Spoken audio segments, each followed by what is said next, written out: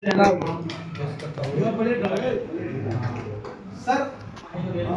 मैं अपने होश हवास में पिछले 1 दिसंबर 2019 को जो जहानाबाद के अब्दुल बारी सिद्दीकी भवन में आयोजित हुआ था रैदास सम्मान समारोह, उस समय माननीय सुबेदार दास जी विधायक भी थे, आपने का आगमन भी हुआ था और सुदर्शन प्रसाद जी के ही नेतृत्व में और तमाम समिति के वरिष्ठ सदस्यों के नेतृत्व में वो कार्यक्रम हो रहा था। तब से मुझे याद है और एरोड्राम में आपका जो मैंने सुना था और एरोड्राम से होते हुए फिर हमारे गांव तक किशनपुर तक का आपका सफर को मैंने देखा है, बहुत बारीकी से देखते आ रहा हूँ। और मैं भी रविंद्र भवन में गया था, रैदास चेतना मंच द्वारा जो रैदास जयंती मनाई जाती है उसमें।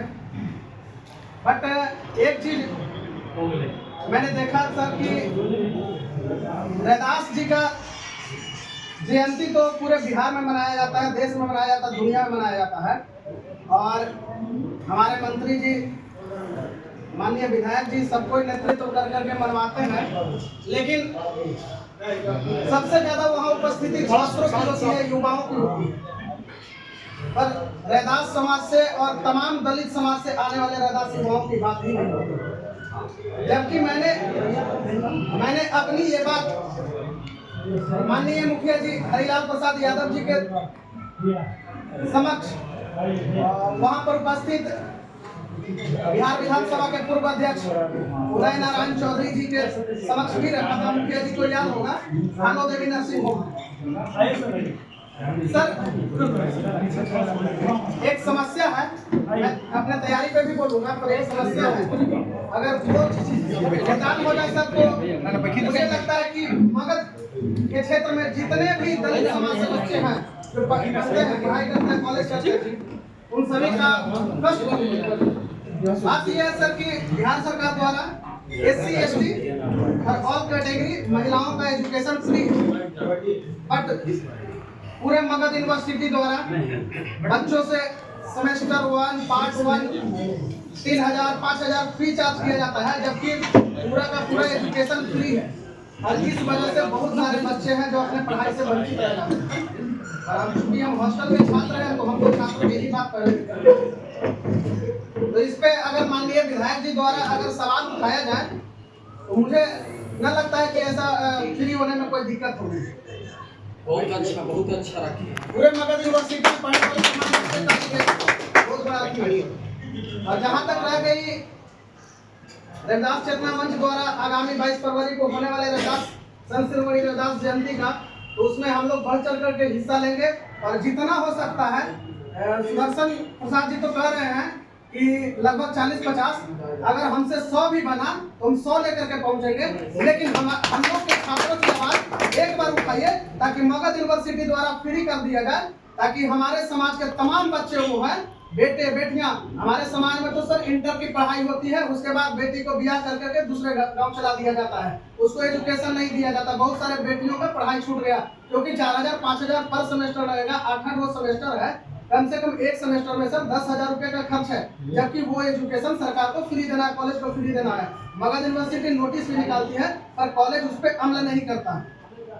तो इस पे कुछ न कुछ तो करना होगा सर, ताकि हमारे छात्रावास में पढ़ रहे एक बच्चे का समस्या का निदान हो सके। अगर हम लोग के पास पैसा ही होता तो हम अम्बेडकर छात्रावास में फ्री ऑफ कॉस्ट रह करके क्यों लाभ उठा करके पढ़ते।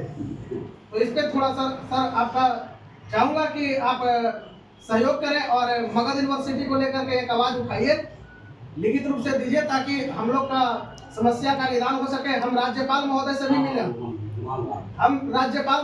मिले हैं, मोहम्मद आरिफ मोहम्मद खान जी से। उन्होंने कहा कि अगर ऐसा है तो मैं कार्रवाई करूंगा, और उन्होंने बहुत ही लगभग 33 मिनट कुछ सेकंड बात हुई और ऐसे ही सामने से बात हो रही है। उन्होंने पूरा आश्वासन दिया और उसके बाद कोई भी कार्रवाई नहीं हुई।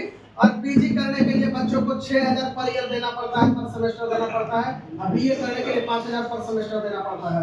तो सर हमारे दुख को तो आप ही लोग न समझ सकेंगे, और आप तो हमारे माननीय विधायक हैं, तो हम अपना दुख आपके पास एक और हमारे ही विधायक थे, मैं किसी का शिकायत नहीं कर रहा हूँ, उस पर नो टिप्पणी। मैं किसी पर टिप्पणी नहीं कर रहा हूँ सर, लेकिन जो बीता हुआ चीज है, हाँ, मैं अपना बात छात्रों की बात रखा, मैं तैयारी में बोल चुका हूँ। छात्र के बाद जितना करना है करिए, और किसी पर टिप्पणी करना इसलिए ठीक नहीं है कि बउआ हमारा वो उद्देश्य नहीं है। मैं अपना बताऊंगा अपना इस रविदास चेतना मंच का उद्देश्य क्या है।